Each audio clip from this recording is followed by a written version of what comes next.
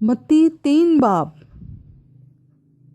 13 आयत से 17 आयत तक, सफ़ा नंबर 6 और 7। यीशु का बपतिस्मा। उस वक्त यीशु गलील से यरदन के किनारे यूहन्ना के पास उससे बपतिस्मा लेने आया। मगर यूहन्ना ये कहकर उसे मना करने लगा कि मैं आप तुझसे बपतिस्मा लेने का मोहताज हूँ और तू मेरे पास आया है। यीशु ने जवाब में उससे कहा, अब तो होने ही दे, क्योंकि हमें इसी तरह सारी रास्तबाजी पूरी करना मुनासिब है।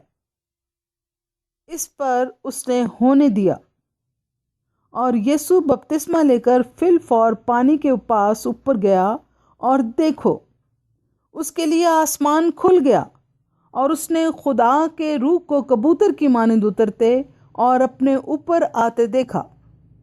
और देखो, आसमान से ये आवाज़ आई कि ये मेरा प्यारा बेटा है जिससे मैं खुश हूँ। पाक कलाम के पढ़े और सुने जाने पर खुदा की बरकत हो। आमीन।